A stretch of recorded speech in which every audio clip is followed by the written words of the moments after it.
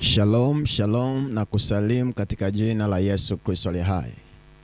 Ndugu mtazamaji unayenifuatilia, hii ni saa ya uzima tele. Naitwa Prophet Moses Bahebe. Ninapatikana hapa Tabata Barakuda. Unaweza ukatupata kwenye mitandao ya kijamii pia.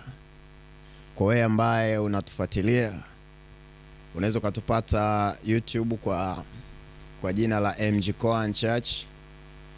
Lakini unaweza ukatupata pia kwenye mitandao mingine ya kijamii kama Facebook kwa jina la Moses Bahebe, na Instagram ni Moses Bahebe. Na Mungu atakubariki sana.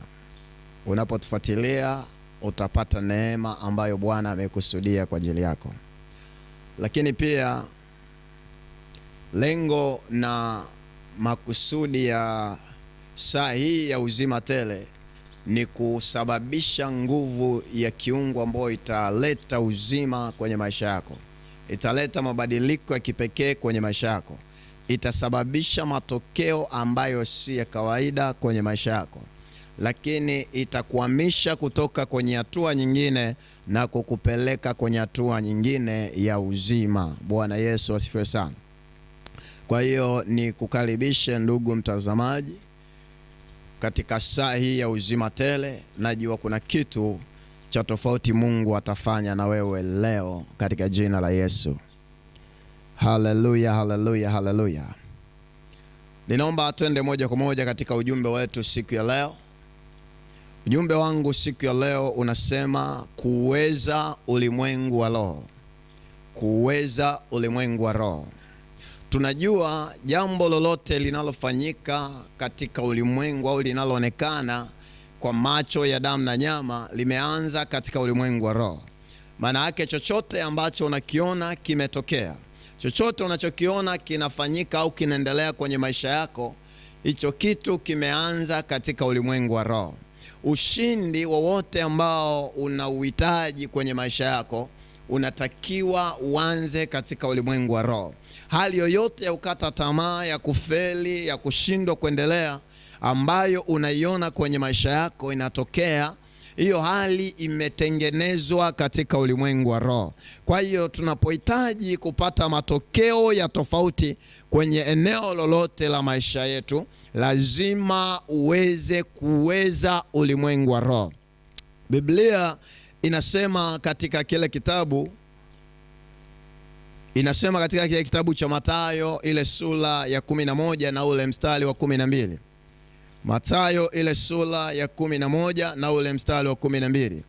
Biblia inasema tangu siku za Yohana Mbatizaji hata sasa ufalme wa mbinguni hupatikana kwa nguvu, nao wenye nguvu wauteka. Biblia inajaribu kutukumbusha kwa habari ya watu ambao wameweza ulimwengu wa roho. Anasema ni watu wenye nguvu. Ili uweze kuleta mabadiliko katika maisha yako ya damu na nyama au katika mfumo wa maisha ya kawaida, lazima uwe na nguvu katika ulimwengu wa roho. Na ile nguvu iwe sababu ya wewe kupata matokeo ambayo haukuweza kuyapata kwa namna ya kawaida. Kwa sababu kila tunachokiona kimetokea mwilini, au matokeo yoyote ambayo tunayaona yameanza katika ulimwengu wa roho au yamesababishwa katika ulimwengu wa roho. Kwa hiyo ili tupate matokeo chanya, ili upate matokeo mazuri kwenye maisha yako, ili upate matokeo ya uzima, matokeo ya mafanikio, matokeo ya kuinuka, lazima uwe na nguvu katika ulimwengu wa roho. Na Biblia inasema tangu wakati wa Yohana hadi sasa ufalme wa Mungu, manake uweza au tawala au nguvu ya kiungu ambayo inaweza ikakuletea matokeo inapatikana, na watu wenye nguvu wanatakiwa kuteka ule ufalme. Kwa lugha nyingine, unaweza kuleta matokeo unapokuwa na hii nguvu ya ufalme wa Mungu. Inapokuwa kwenye maisha yako, inakusaidia kuleta mapinduzi, inakusaidia kusababisha matokeo kwenye eneo lolote la maisha yako ambalo unatamani jambo la tofauti litokee. Bwana Yesu asifiwe sana. Haleluya, haleluya. Kwa hiyo ili uweze kuweza ulimwengu wa roho, lazima uwe na nguvu, na ile nguvu itasababisha matokeo unayoyataka kwenye maisha yako. Watu wengi ambao wameuweza ulimwengu wa roho, hao ndio tunaowaona wameleta matokeo kwenye maisha yao. Kuna watu ninapozungumza, au kuna mtu unanitazama ninapozungumza kwa habari ya ulimwengu wa roho, unaweza ukawa hauelewi, unajiuliza hiki ni kitu cha aina gani? Ulimwengu wa roho ni ule ulimwengu ambao hauonekani kwa macho ya damu na nyama, lakini matokeo yake yanaonekana katika ulimwengu wa damu na nyama. Kwa hiyo tunapozungumza ulimwengu wa roho, hauonekani kwa namna ya kawaida, au uwezi ukauelewa kwa namna ya kawaida, ila ni ulimwengu unaosababisha matokeo kwenye ulimwengu huu wa damu na nyama ambao tunauishi. Ndio maana Biblia ikazungumza kwenye kitabu cha Waefeso ile sura ya 6 na ule mstari wa 12 ya kwamba sisi vita vyetu haviko katika ulimwengu wa mwili, viko katika ulimwengu wa roho. Kwa nini katika ulimwengu wa roho? Maana huko ndiko ambako mapambano yetu yalipo, huko ndipo ambapo vita vyetu vinafanyika, huko ndiko ambako mambo tunayoyahitaji yanaanzia kutengenezwa. Kwa hiyo tunapoweza ulimwengu wa roho, tunasababisha matokeo halisi kwenye maisha yetu ya kawaida. Ninatamani nisome ile andiko kwenye Waefeso sura ya 6 na huo mstari wa 12. Fungua nami ndugu mtazamaji, Waefeso ile sura ya 6 na ule mstari wa 12. Blato la neli basatayama. Biblia inasema repasotayama. Biblia inasema, kwa maana kushindana kwetu sisi si juu ya damu na nyama, bali ni juu ya falme na mamlaka, juu ya wakuu wa giza hili, juu ya majeshi ya pepo wabaya katika ulimwengu wa roho. Kwa hiyo Biblia inatukumbusha pia ya kwamba kushindana kwetu si juu ya damu na nyama. Maana yake vita vyetu haviko kwenye ulimwengu huu unaonekana, au kwenye vitu ambavyo wewe unaviona. Vita ambayo tayari unaiona imeanza kwanza katika ulimwengu wa roho. Kwa hiyo anasema vita vyetu sisi si juu ya damu na nyama, bali ni juu ya falme, maana yake zipo, ni juu ya mamlaka, maana yake zipo, ni juu ya majeshi ya pepo wabaya, maana yake yapo. Lakini anasema hivi vyote viko katika ulimwengu wa roho.